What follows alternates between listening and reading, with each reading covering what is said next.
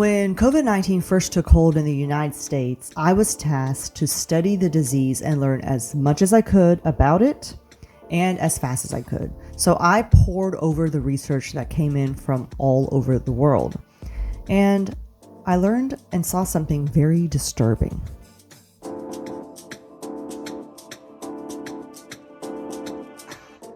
Hey guys, before we go on, give me a thumbs up and subscribe. I'm here to make the medicine make sense. Some groups of people were getting sick and dying at a greater rate than others. And when I looked at the data further and followed the CDC trends over the subsequent years, I discovered that that same trend occurred with the flu.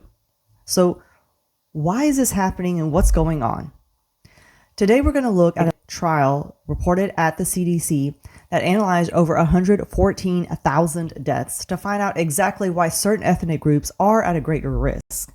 The data was able to quantify which ethnic groups and at how high of a percentage they were affected. And we're going to see how this will impact how we treat flu cases in the future. So here are the numbers. Between May and August of 2020, they were able to examine and analyze the reports of over 114,000 deaths by race, ethnicity, as a percentage of all COVID-19 associated deaths. They used the National Vital Statistics registries of the states from those months. And they found that although the greater amount of deaths, or the greatest, was non-Hispanic white at 51.3%, we had 24.2% that were Hispanic or Latino and 18.7% that were non-Hispanic black. Now, those numbers don't scream anything until we discovered that these percentages of deaths in each group were greater than their proportion in the US population. That's a massive gap. That means Black Americans, Hispanic Americans were dying at a significantly greater risk than their population shares would suggest.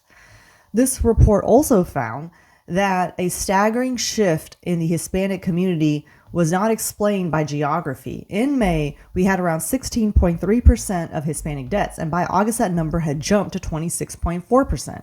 Now, some people are thinking that with this same report, the virus shifted to the South and the West, and that's where more Hispanics live. But the researchers factored geography in, and they found that once they corrected for the geography, the deaths were even greater as a proportional share.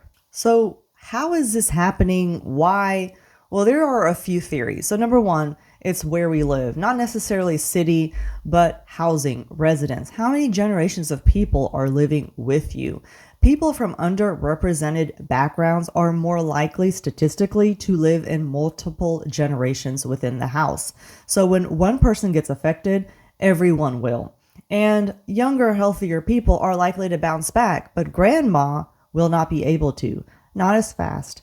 The recovery time will be slower, and anyone who's debilitated or immune suppressed, if affected by that virus, will also have a prolonged recovery time and a higher risk of severe manifestations of the disease. It's difficult to socially isolate when you have that many people living in the house. Then the second reason was the type of job. So statistics show, and the CDC reports in other areas show, that underrepresented minorities are more likely to work jobs that require in-person presence. We're talking about grocery store clerks, bus drivers, meat packing plant workers or factory workers, and they did not have the same abilities to work from home as white-collar workers. They were thus more exposed to the virus compared to their counterparts. Then there's the issue of what happens after they get sick.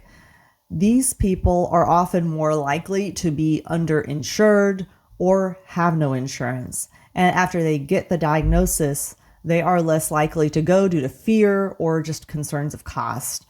The report mentioned that limited access to healthcare is a massive barrier.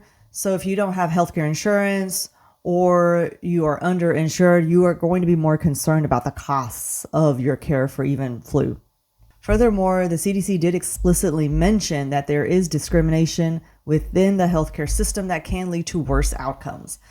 Patients may not receive the same level of urgency or quality of care compared to their peers. Finally, we have to talk about underlying health. Hispanic Americans, Black Americans, and other ethnic minorities are more likely to have medical comorbid conditions such as type 2 diabetes, hypertension, heart disease, cholesterol. And these aren't always a reflection of personal choice, but more of genetics. It can go back several generations.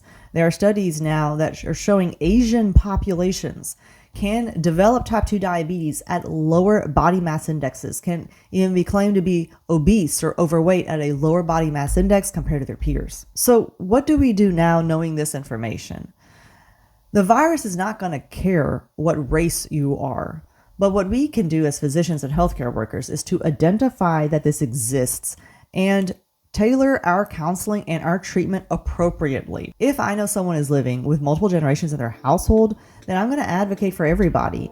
If I feel that my patient's grandma might get affected, then I'm going to let them know that once she develops symptoms, you call the office so we can make sure she gets treated.